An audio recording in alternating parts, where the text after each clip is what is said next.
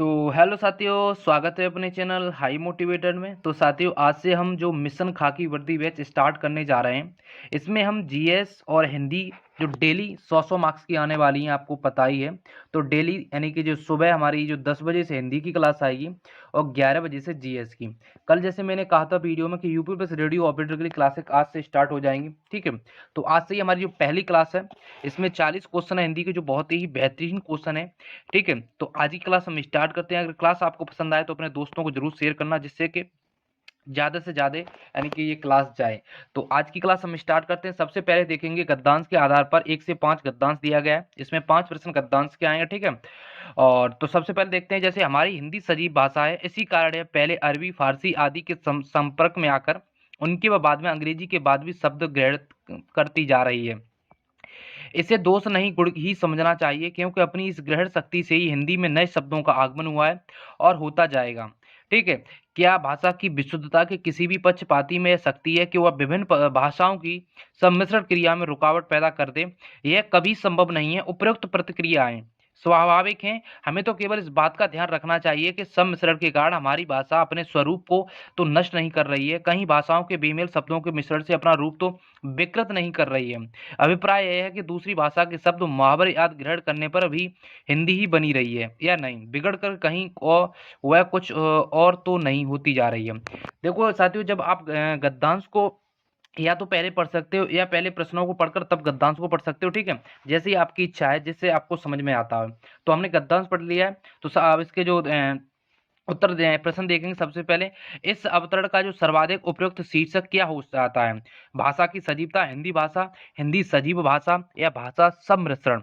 तो इसका जो उपयुक्त शीर्षक क्या हो सकता है? तो इसमें राइट आंसर सी होगा। तो हिंदी सजीव भाषा, आपने देखा होगा हिंदी सजीव भाषा, तो ऑप्शन सी राइट आंसर हो जाएगा। अब नेक्स्ट देखते हैं, हिंदी में नए शब्दों को अपनाते समय किस बात को ध्यान में रखना चाहिए? ठीक है, हिंदी में किस बात को ध्यान में रखना चाहिए? जैसे कि हमारी भाषा इस सम्मिश्रण से अपना स्वरूप तो नष्ट नहीं कर रही है, अन्य भाषाओं के बेमेल शब्दों से हमारी जो भाषाओं का रूप तो विकृत नहीं हो रहा है, दूसरी भाषाओं के शब्दों मुहावरों आदि से ग्रहण से हिंदी बिगड़ कहीं कुछ और तो नहीं होती जा रही है। तो ये सारी चीजें हमने गद्यांश में पढ़ी होंगी, तो इसका राइट आंसर डी हो जाएगा, उपयुक्त सभी। उपयुक्त सभी होगा तो राइट आंसर इसका डी हो जाएगा। नेक्स्ट देखते हैं, तीसरा नंबर 3 नंबर क्वेश्चन देखते हैं कि हिंदी में यानी कि हिंदी में नए शब्दों का आगमन क्यों उचित है? सीमित शब्दकोश के कारण, प्राचीन भाषा होने के कारण, हिंदी का प्रचार बढ़ने के कारण या देवनागरी लिपि के कारण। तो इसमें हमें जैसे नए शब्दों का आगमन क्यों उचित है कि हिंदी का प्रचार बढ़ने के कारण, तो उसका राइट आंसर सी हो जाएगा, ऑप्शन सी राइट आंसर हो जाएगा। 4 नंबर देखते हैं, निम्नलिखित में कौन सा कथन सही नहीं है? हिंदी में अरबी फारसी के शब्द हैं, हिंदी में अंग्रेजी के शब्द हैं, हिंदी में और अनेक विदेशी विदेशी भाषाओं के शब्द हैं, उपरोक्त सभी। तो ऐसा नहीं है, तो इसमें उपरोक्त सभी ये गलत होंगे, तो इसका राइट आंसर डी हो जाएगा। 5 नंबर देखते हैं, हमारा लास्ट प्रश्न है गद्यांश का कि हिंदी भाषा की वह कौन सी विशेषता है जिसे लेखक ने गुण माना है और दोष नहीं? अन्य भाषाओं के शब्द ग्रहण की शक्ति, भाषा विशुद्धता का आग्रह, भाषा की रोमन लिपि में लिखना, उपयुक्त में से कोई नहीं। तो जिसे लेखक ने गुण माना है, दोष नहीं, तो अन्य भाषाओं के शब्द ग्रहण की शक्ति, तो इसका राइट आंसर हो जाएगा ए हो जाएगा।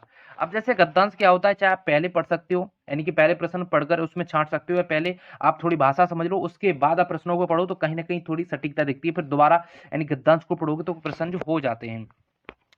तो हमारा नेक्स्ट क्वेश्चन देखते हैं, 6 नंबर क्वेश्चन कि जैसे प फ ब भ म व्यंजन होते हैं, दंत, ओष्ठ, तालुब या कंठ। तो आप देख ही रहे हो जो ओष्ठ से बोले जाते हैं, प फ ब भ म। तो ये कौन से व्यंजन है? तो ये ओष्ठ व्यंजन है, तो ऑप्शन बी राइट आंसर हो जाएगा। रस निष्पत्ति की दृष्टि से भक्ति रस का आलम्बन निम्नलिखित में से कौन नहीं हो सकता? देवता, पुत्र, गुरुजन, ईश्वर। तो रस निष्पत्ति की दृष्टि से जो भक्ति रस का आलम्बन नहीं हो सकता है, तो ये पुत्र, तो ऑप्शन बी राइट आंसर हो जाएगा। जिसका शत्रु पैदा न हुआ हो के लिए एक शब्द कौन सा होगा? अशत्रु, अजन्मा शत्रु, अजात शत्रु, अज्ञात शत्रु। जिसका शत्रु पैदा ही न हुआ हो, तो इसके लिए एक शब्द क्या होगा? तो इसका राइट आंसर हो जाएगा हमारा सी, अजात शत्रु। ठीक है, इसका राइट आंसर सी हो जाएगा, अजात शत्रु। नेक्स्ट क्वेश्चन देखते हैं, मीन का पर्यायवाची शब्द है सिखी, सापक, विवाहवरी या मत्स्य। तो 9 का राइट आंसर हो जाएगा हमारा मत्स्य। तो जो मीन होती है, तो मीन का जो पर्यायवाची शब्द क्या होगा, मत्स्य होगा। नेक्स्ट देखते हैं जो घनसत्ता का शुद्ध रूप कौन सा, यानी इसमें शुद्ध रूप कौन सा है, तो घनिष्ठता होती है। तो 10 का राइट आंसर जो हमारा हो जाएगा वो सी हो जाएगा, यानी कि तो जो घनिष्ठता होती है, इसका शुद्ध रूप पूछा है तो घनिष्ठता होगी, तो ऑप्शन सी राइट आंसर हो जाएगा। 11 नंबर प्रश्न देखते हैं कि कटोरे भर उसने खीर खाई, वाक्य में अनुबद्ध संबंध बोधक अव्यय कौन सा है। कटोरे भर या उसने खीर खाई, ठीक है, तो अनुबद्ध संबोध जो बोधक अव्यय होगा वो भर होगा, तो ऑप्शन बी राइट आंसर हो जाएगा। 12 नंबर देखते हैं, कुल का अर्थ वंश होता है, परंतु इसके समरूपी शब्द कुल का अर्थ क्या होगा। जैसे कुल का अर्थ वंश होता है, कुल का, परंतु इसके समरूप कुल का अर्थ क्या होगा, यानी कि तो 12 का राइट आंसर हो जाएगा कुल मतलब एक तरीका से किनारा, तो 12 का राइट आंसर हो जाएगा हमारा बी हो जाएगा। अब देशभक्ति में समास है द्विंद, द्विग, तत्पुरुष या अव्यवी, तो देशभक्ति में जो समास है ये तत्पुरुष है, तो ऑप्शन सी राइट आंसर हो जाएगा। देशभक्ति जो देश के लिए भक्ति में, ठीक है, तो संप्रदान या चतुर्थ समास है ये, तो देश के लिए भक्ति में, तो ये तत्पुरुष समास होगा, तो ऑप्शन सी राइट आंसर हो जाएगा। 14 नंबर प्रश्न देखते हैं, अगर साथियों आपको क्लास पसंद आ रही हो तो चैनल को जरूर सब्सक्राइब करना और ज्यादा से ज्यादा शेयर करना, अब ये डेली क्लास आएंगी। 14 नंबर प्रश्न देखते हैं, कायक, वाचक, आहार और सात्विक किसके भेद हैं। अनुभाव, संचारी भाव, विभाव या स्थायी भाव, तो 14 का राइट आंसर हो जाएगा ए अनुभाव। तो कायिक, वाचिक, आहार और सात्विक किसके भेद हैं, ये अनुभाव के भेद हैं।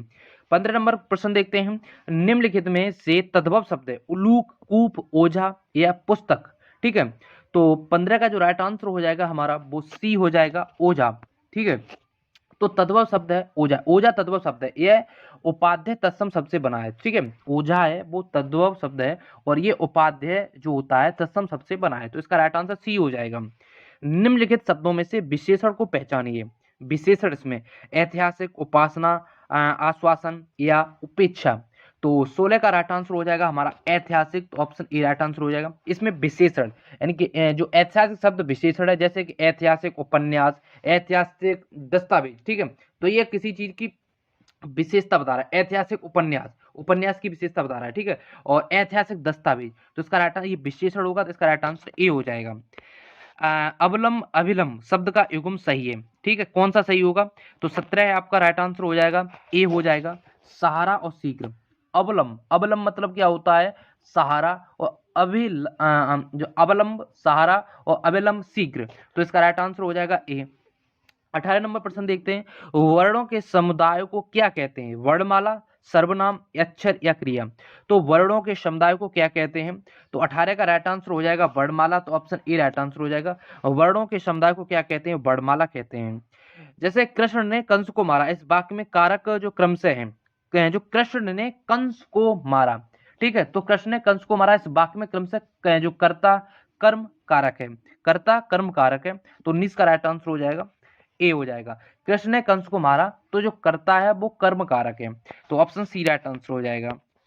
नेक्स्ट प्रश्न देखते हैं, 20 नंबर देखते हैं कि जिसका वर्ण क्रम आदि लघु, मध्य, गुरु, अंत लघु हो उसका गढ़ होगा भगड़, जगड़, तगड़ या यगड़, तो 20 का हमारा राइट आंसर हो जाएगा वो बी जगड़, ठीक है। अब जैसे जो जगड़, जगड़ इसका प्रयोग वर्णिक छंदों में किया जाता है, ठीक है, सही जगड़, जो सही गढ़ जगड़ इनका प्रयोग वर्णिक छंदों में किया जाता है, तो इसका राइट आंसर बी हो जाएगा।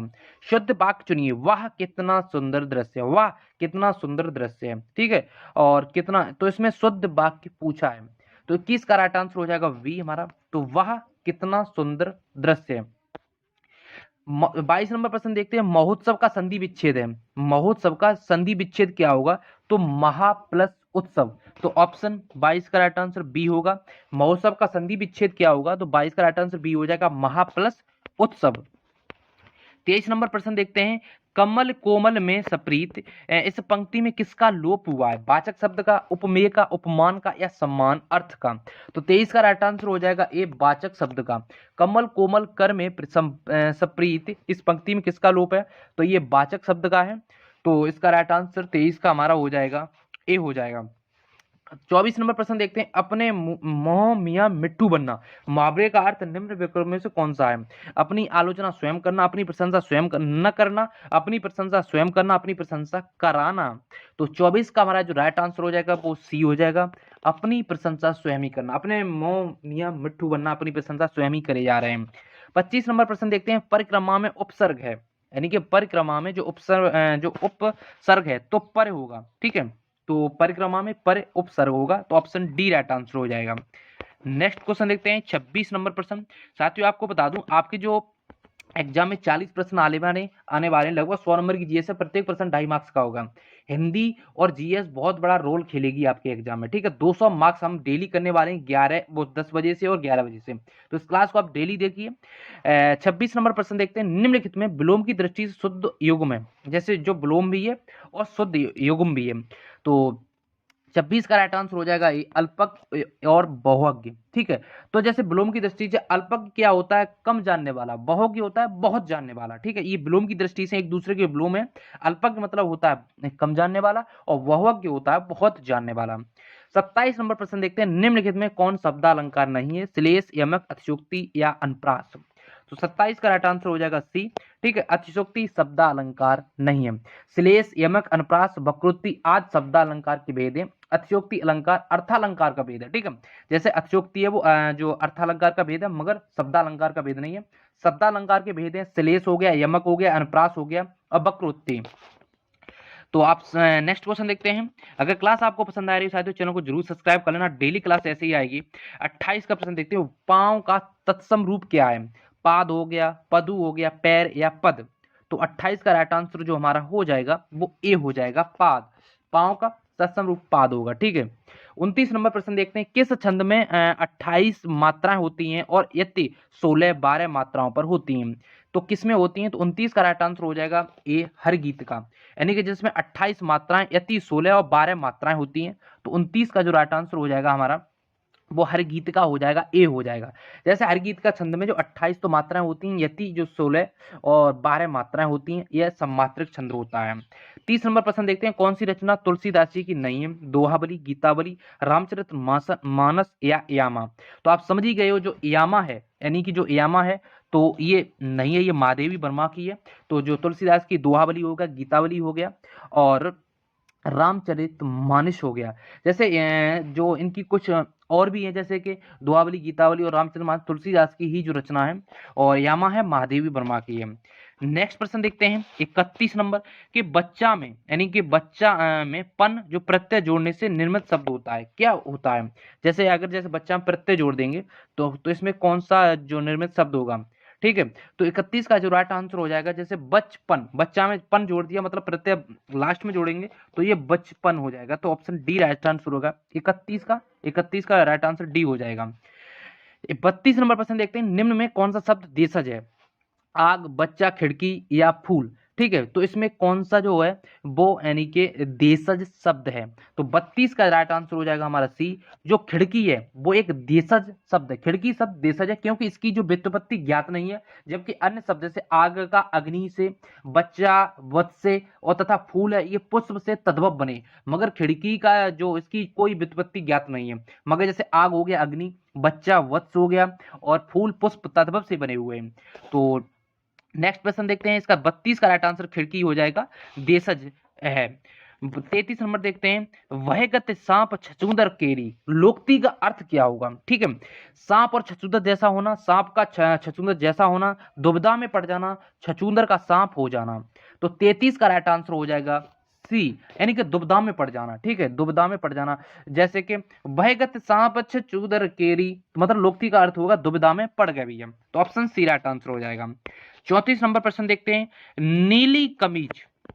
नीली कमीज वाले छात्र को एक कलम दो दो, रचना के आधार पर वाक्य का सही भेद पहचानिए। तो जैसे कि सरल वाक्य, संयुक्त वाक्य, मिश्र वाक्य या अज्ञात वाचक वाक्य। तो 34 का जो राइट आंसर हो जाएगा ए, ये सरल वाक्य, नीली कमीज वाले छात्र को यह कलम दे दो, ठीक है, नीली कमीज वाले छात्र को यह कलम दे दो, रचना के आधार पर एक सरल वाक्य, तो ऑप्शन ए राइट आंसर हो जाएगा। 35 नंबर प्रश्न देखते हैं, विशेष वह शब्द होता है जिस शब्द की विशेषता बताई जाती है, जिस शब्द के द्वारा विशेषता बताई जाती है, जिस हेतु विशेषता बताई जाती है, या उपयुक्त में से कोई नहीं। तो विशेष का जो शब्द होगा तो 35 का राइट आंसर ये हो जाएगा, जिस शब्द की विशेषता बताई जाती है। विशेष का अर्थ होता है जिस शब्द की जो विशेषता है वो बताई जाती है। जैसे कि उसकी फ्राक, तो ये विशेष गुलाबी है, यानी कि इसमें उसकी फ्राक कैसी है, गुलाबी है, तो इसमें क्या होगा, विशेषता बताई जाती है। 36 नंबर प्रश्न देखते हैं, और यानी कि वहां एकांत में बैठकर भजन करो, रेखांक पद का भेद बताइए। अब पूर्ण कृदंत, पूर्ण कृदंत, क्रियार्थक कृदंत या पूर्व कालिक कृदंत। तो 36 का राइट आंसर हो जाएगा डी, तो ये पूर्व कालिक कृदंत होगा। वहां एकांत में बैठकर भजन करो, तो पूर्व कालिक, ठीक है, पूर्व कालिक कृदंत होगा। 37 नंबर प्रश्न देखते हैं, दो समीपवर्ती वर्णों के मेल से जो विकार परिवर्तन होता है वह कहलाता है अव्यय, प्रत्यय, समास या संधि। दो समीपवर्ती वर्णों के मेल से जो विकार यानी परिवर्तन होता है वह कहलाता है, तो 37 का राइट आंसर हो जाएगा यानी कि संधि। यानी कि 37 का जो समीपवर्ती वर्णों के मेल से जो विकार यानी परमत जो परिवर्तन हो जाता है तो वो संधि कहलाती है। तो 37 का राइट आंसर हो जाएगा हमारा डी। 38 नंबर प्रश्न देखते हैं, 38 नंबर प्रश्न देखते हैं कि जैसे निम्नलिखित जोड़ों में से उत्तम पुरुष वाले जोड़ों को पहचानिए। मैं, हम, तू, तुम, वह, वे, इससे, इन्होंने, ठीक है। तो 38 का राइट आंसर हो जाएगा ए, मैं, हम। जो उत्तम पुरुष वाले यानी कि उत्तम पुरुष वाले हैं, तो इसमें क्या होगा, जैसे कि उत्तम पुरुष वाले जोड़ा है मैं, हम, जिन शब्दों को बोलने वाला अपना प्रयोग करता है उसे उत्तम पुरुष वाचक सर्वनाम कहते हैं। जैसे उत्तम पुरुष वाचक सर्वनाम किसे कहते हैं, यानी कि जिन शब्दों को बोलने वाला अपने अपने लिए प्रयोग करता है, जैसे कि मैं और हम अपने लिए प्रयोग कर रहे हैं, तो वो उत्तम पुरुषवाचक सर्वनाम होते हैं। तो इसका राइट आंसर ए हो जाएगा। 39 नंबर प्रश्न देखते हैं, गहरा शब्द का भाववाचक जो संज्ञा रूप है, गहराई, गहराना, गहराई या गहरा। तो 39 का राइट आंसर हो जाएगा हमारा यानी कि ए हो जाएगा गहराई। तो गहरा शब्द का जो भाववाचक संज्ञा होगी, गहरा शब्द का भाववाचक संज्ञा क्या होगी, गहराई होगी। तो साथियों आज का हमारा लास्ट प्रश्न है, सत्याग्रह का सही सामासिक विग्रह निम्न में से कौन सा है। सत्य का आग्रह, सत्य के लिए आग्रह, सत्य के लिए आग्रह, सत्य के आग्रह, सत्य में आग्रह। तो 40 का जो हमारा राइट आंसर हो जाएगा वो बी, सत्य के लिए आग्रह। तो सत्य के लिए आग्रह, तो इसका राइट आंसर हो जाएगा बी हो जाएगा 40 का। तो साथियों आज के हमारे जो टॉप 40 क्वेश्चन थे जो हमने कंप्लीट किए हैं, ठीक है, यानी कि 40 प्रश्न है और ये 100 नंबर के आने वाले हैं, क्योंकि इसका आपका प्रत्येक प्रश्न है वो 2.5 में 2.5 मार्क्स का है। तो आपको बता दूं अगर ये क्लास आप देखते रहते हो तो हिंदी के अंदर आपके कहीं में 100 में से 100 कहीं नहीं गए। आप डेली देखिए इस क्लास को, डेली क्लास आएगी 10 बजे से। इसके बाद जीएस की क्लास आएगी, उसे भी देखिए, उसमें भी हम डेली 40 प्रश्न करने वाले हैं, हिंदी में भी 40 प्रश्न करने वाले हैं। लगभग 2 मार्क्स के अपने चैनल पर हम चलाने वाले हैं कंटेंट, ठीक है। तो चैनल को अभी तक सब्सक्राइब नहीं किया तो चैनल को जरूर सब्सक्राइब करना, इस वीडियो को ज्यादा से ज्यादा शेयर करना, ठीक है। तो आज की वीडियो हम रखते हैं, धन्यवाद।